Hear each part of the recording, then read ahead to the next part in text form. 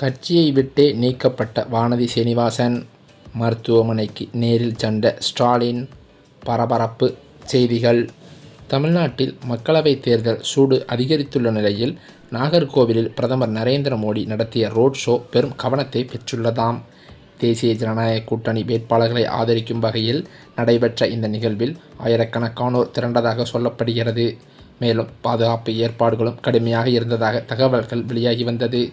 வேப்பமூடு சந்திப்பில் உள்ள காமராஜர் சிலைக்கு மலர் தூவி மரியாதை செலுத்திய பின் ஊர்வலம் தொடங்கியது. பிரதமர் மோடியுடன் அதிமுக பொதுச் செயலாளர் எடப்பாடி பழனிசாமி மற்றும் பாஜக வேட்பாளர் நைனா நாகேந்திரன் ஒரே வாகனத்தில் பயணித்தது அரசியல் வட்டாரத்தில் பேசும் பொருளாகவே அமைந்தது.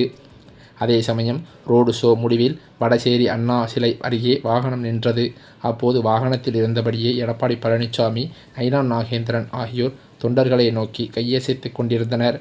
இதனையடுத்து பிரதமர் மோடி எடப்பாடி பழனிசாமியை நோக்கி கீழே இறங்குமாறு சைகை காட்டினார். அதன்பின் அனைவரும் வாகனத்திலிருந்து இறங்கி அண்ணா மற்றும் எம்ஜிஆர் சிலைக்கு மரியாதை செலுத்தினதாக சொல்லப்படுகிறது. இப்படி இருக்கும் நிலையில் வானதி சீனிவாசன் அவர்கள் தனது உடல்நிலை காரணமாக கட்சி பணிகளிலிருந்து ஓய்வு பெறுவதற்கு மேலும் சிகிச்சை பெறுவதற்கு மருத்துவமனையில் அனுமதிக்கப்பட்டுள்ளது பெரும் அரசியல் சர்ச்சையை கிளப்பியுள்ளது. ஏனென்றால் அது மட்டுமில்லாமல் தற்போது முதலமைச்சர் ஸ்டாலின் அவர்களை நேரில் சந்தித்து அவர் மரியாதை நிமித்தமாக மருத்துவ உதவி கேட்டதாகவும் தகவல்கள் வெளியாகியுள்ளது. இந்த தகவல் அறிந்த மோடி அவர்களும் தற்போது நைனா நாகேந்திரன் அவர்களும் வானதி சீனிவாசன் அவர்களை கட்சியை விட்டே நீக்குவதற்கு முடிவெடுத்துள்ளதாக அதிர்ச்சி தகவல்கள் பரவி வருகிறது. இந்த சூழ்நிலையிலோ தமிழகத்தை பொறுத்தவரையில் தமிழ்நாட்டின் அரசியல் களத்தில் திமுக, அதிமுக என்று இருந்த போட்டிக்கு நடுவே தற்போது புதிதாக வந்திருக்கும் தமிழக வெற்றி கழகமும் மும்முனை போட்டியை மாற்றியுள்ளதாக தகவல்கள் வெளியாகியுள்ளது. தமிழக அரசியலில் ஆளும் திமுகவிற்கும் புதிதாக களம் கண்டுள்ள நடிகர் விஜயின் தமிழக வெற்றி கழகத்திற்கும் இடையேயான வார்த்தை போரானது தற்போது உச்சக்கட்டத்தை எட்டியுள்ளது என்றே சொல்லலாம். இதற்கிடையில் அதிமுகவானது பாஜகவுடன் கூட்டணியை அமைத்து கொண்டு 2026 தேர்தலில் ஐபிஎஸ் தலைமையில் முதலமைச்சராக அமர்ந்துவிடலாம் என்றும் கட்டம் கட்டி வருகிறது. திமுக மற்றும் பாஜக ஆகிய இரண்டு கட்சிகளும் வெவ்வேறு துருவங்களாக தெரிந்தாலும் உண்மையில் அவை இரண்டும் கள்ள கூட்டணி வைத்து கொண்டு மக்களை ஏமாற்றி வருவதாக தவேக தலைவர் விஜய் தனது மேடைகளில் தொடர்ந்து அவர் சாடி வருகிறார். இரு கட்சிகளுக்கும் கொள்கை ஒன்றுதான் என்றும் திரைமறைவில் அவர்கள் ஒருவருக்கொருவர் உதவி கொண்டே வெளியே எதிரிகளைப் போல நடமாடுகிறார்கள் என்பதுமே விஜயின் பிரதான குற்றச்சாட்டாகவே இருந்து வருகிறது. இந்த அரசியல் மோதலில் தவேகவின் முக்கிய நிர்வாகியான ஆதவ் அர்ஜுனாவின் சமீபத்திய பேட்டி பெரும் பரபரப்பையை ஏற்படுத்தியிருக்கிறது. ஜனநாயகம் திரைப்படம் முடக்கப்பட்ட விவகாரத்தில் அமைச்சர் உதயநிதி ஸ்டாலினும் மத்திய அமைச்சரும் கைகோர்த்து செயல்படுவதாக குறிப்பிட்ட அவர் தவேகவை வீழ்த்தவே இந்த இரு கட்சிகளும் மறைமுகமாக ஒன்றிணைந்துள்ளதாக தெரிவித்திருக்கிறார். குறிப்பாக திரைப்படம் இணையத்தில் கசிந்த விவகாரத்திலும் இதே கூட்டு சதி நீடிப்பதாக அவர் குற்றம் சாட்டியிருக்கிறார். பாஜகவிற்கு எதிராக திமுக பேசுவது வெறும் கண்துடைப்பு மட்டுமே என்பது ஆதவ் அர்ஜுனாவின் வாதமாகவே பார்க்கப்படுகிறது. மேலும் திமுகவின் முக்கிய புள்ளியான சபரீசனுக்கும் மத்திய உள்துறை அமைச்சர் அமித்ஷாவின் மகனுக்கும் இடையே தொழில்துறை ரீதியான நெருங்கிய உறவு இருப்பதாக ஆதவ் அர்ஜுனா பகிரங்கமாக குற்றம் சாட்டியிருப்பது பெரும் சர்ச்சையை கிளப்பியுள்ளது. 2021 திமுக வெற்றி பெற்ற பிறகு சபரீசன் அமித்ஷாவை சந்தித்ததாக குறிப்பிட்ட அவர் ரெட் ஜெயண்ட் மற்றும் பென் போன்ற நிறுவனங்களுக்கு கோடிக்கணக்கான பணம் எங்கிருந்து வருகிறது என்பது குறித்து அமலாக்கத்துறை ஏன் இதுவரை விசாரணை நடத்தவில்லை என்றும் அவர் கேள்வி எழுப்பியுள்ளது பெரும் பரபரப்பாக பேசப்படுகிறது. அது மட்டுமில்லாமல் இத்தகைய அடுக்கடுக்கான புகார்கள் தமிழக அரசியல் களத்தில் திமுக மற்றும் பாஜக உறவு குறித்த புதிய விவாதத்தை கிளப்பியிருக்கிறது என்றே சொல்லலாம். மேலும் அது மட்டுமில்லாமல் தமிழக சட்டசபை தேர்தல் நெருங்கி வரும் வேளையில் தலைநகர் சென்னையின் அரசியல் களம் முன்னெப்போதும் இல்லாத வகையில் பெரும் பரபரப்பை எட்டியிருக்கிறது. கடந்த 2021 தேர்தலில் சென்னையில் உள்ள 16 தொகுதிகளையும் கைப்பற்றி இப்பகுதியை தனது அசைக்க முடியாத கோட்டையாக திமுக நிரூபித்திருந்தது.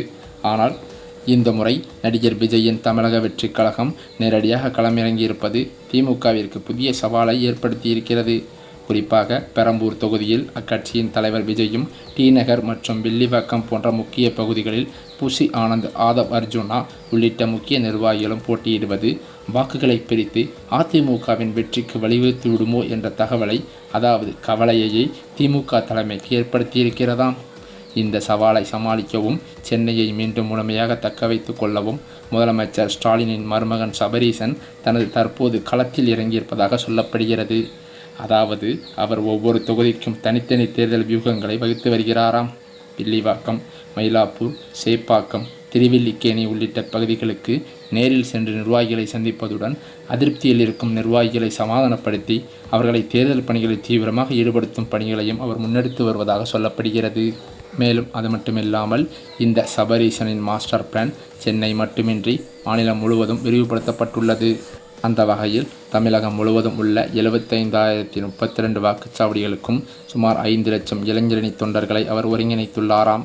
ஒவ்வொரு வாக்குச்சாவடியிலும் இளைஞரணி தொண்டர்கள் நேரடியாக களமிறக்கப்பட்டு தீவிர பிரச்சாரத்தில் ஈடுபட அறிவுறுத்தப்பட்டுள்ளனர். குறிப்பாக போட்டி கடுமையாக இருக்கும் பகுதிகளில் அடுத்த 10 நாட்களுக்கு வீடு வீடாக சென்று வாக்காளர்களை சந்தித்து திமுக அரசின் சாதனைகளை விளக்கவும் வாக்குறுதிகளை உறுதி செய்யவும் விரிவான உத்தரவுகள் பிறப்பிக்கப்பட்டுள்ளது. விஜயின் வருகையாலும் தாவேகாவின் முக்கிய நிர்வாகிகள் சென்னையில் குவிந்துள்ளதாலும் உருவாகியுள்ள மும்முனை போட்டி திமுகவின் கோட்டையில் அதிர்வுகளை ஏற்படுத்தியிருக்கிறது. தாவேகா பிரிக்கும் வாக்குகள் தேர்தல் முடிவுகளில் எந்த மாதிரியான மாற்றத்தை ஏற்படுத்தும் என்ற விவாதமானது ஒருபுறம் இருக்க, சபரீசனின் தேர்தல் மேலாண்மை மற்றும் இளைஞரணியின் களப்பணி அதனை முறியடிக்குமா என்பதே தற்போதைய எதிர்பார்ப்பு. ஏப்ரல் 23ஆம் தேதி நடைபெறவுள்ள இந்த தேர்தலில் திமுக தனது செல்வாக்கை நிலைநாட்டப் போகிறதா அல்லது புதிய சக்திகளின் வருகையால் அரசியல் வரைபடம் மாறப்போகிறதா என்பது சென்னை மக்களின் தீர்ப்பில்தான் அடங்கியிருக்கிறது என்றும் பலரும் கூறி வருகின்றனர். மேலும் அது மட்டுமில்லாமல் தமிழக சட்டமன்ற தேர்தல் 2026க்கு இன்னும் 10 நாட்களே உள்ள நிலையில் அரசியல் களம் தற்போதே அனல் பறக்க தொடங்கிவிட்டது. ஒருபுறம் வாக்கு சேகரிப்பு தீவிரமடைந்து வரும் நிலையில் மறுபுறம் மாற்றுக் கட்சியினரை தங்கள் பக்கம் இழுப்பதில் அரசியல் கட்சிகள் தீவிரம் காட்டி வருகின்றனர். இதன் ஒரு பகுதியாகவே திருச்செங்கோடு பகுதியில் அதிமுக சார்பில் தீவிர பரப்புரையில் ஈடுபட்டிருந்த முன்னாள் அமைச்சர் தங்கமணி தற்போது திமுக பக்கம் தாவ இருப்பதாக அதிர்ச்சி தகவல்கள் ஒரு பக்கம் பரவி வருகிறது. அதனை நிரூபிக்கும் வகையில் இன்னும் ஓரிரு நாட்களில் தனது ஆதரவாளர்கள் 500 பேருடன் ஸ்டாலினை நேரில் சந்தித்து திமுகவில் இணைய இருப்பதாக அதிர்ச்சி தகவல்கள் அதிமுக தலைமைக்கு தகவல்கள் கிடைத்துள்ளதாக சொல்லப்படுகிறது. இது அதிமுகவின் வாக்கு சேகரிப்பு மற்றும் 2026 சட்டமன்ற தேர்தலில் பெரும் பின்னடைவை சந்திக்கும் என்றும் ஒரு பக்கம் கூறி வருகின்றனர். அந்த வகையில் பார்த்தால் அதிமுகவையே நம்பியிருக்கும் பாஜகவானது தற்போது திமுகவிற்கு அடிபணிந்து விடுமோ என்றும், பாஜக தற்போது இந்த தேர்தலில் அதிமுகவை நம்பி படுதோல்வியை சந்தித்து விடுமோ என்ற அச்சத்தில் மோடியும் இருந்து வருகிறாராம். அதே சமயம் பார்த்தால் அதிமுகவானது பாஜகவை நம்பியிருக்கிறது என்றும் பாஜக அதிமுகவை நம்பியிருக்கிறது என்றும் பலரும் கேலி செய்து வருகின்றனர். இதனை தொடர்ச்சியாக இந்த அதிமுகவில் சேர்ந்த 500க்கும் மேற்பட்ட நிர்வாகிகள் மற்றும் தொண்டர்கள் திடீரென திமுகவில் தங்களை இணைத்து கொண்டது பேரதிர்ச்சியை ஏற்படுத்தியுள்ளது. இந்த தேர்தலில் பாஜகவானது அதிமுகவை நம்பி படுபாதாளத்தில் விழுந்துவிடும் என்று பலரும் கூறி வருகின்றனர். மேலும் அது மட்டுமில்லாமல் தற்போதைய தமிழக தேர்தல் அரசியல் சூழலில் இன்றைக்கு நாகர்கோயில் வந்திருக்கும் மோடி அவர்களை சந்திப்பதற்கு பல்வேறு அரசியல் கட்சி தலைவர்களும் கூட்டணி தலைவர்களும் வந்துள்ள நிலையில் வானதி சீனிவாசன் அவர்கள் உடல்நிலை காரணமாக பல நாட்களாக கட்சி பணியும் தேர்தல் பணியும் மேற்கொள்ளாத காரணத்தினால் தற்போது பாஜகவின் தமிழக தலைவரான நைனா நாகேந்திரன் அவர்கள் கட்சியை விட்டு நீக்குவதற்கான ஒரு முடிவு ஒன்றை எடுத்துள்ளதாக தமிழக பாஜக தலைமை வட்டாரத்தில் தகவல்கள் கசிந்து வருகின்றது.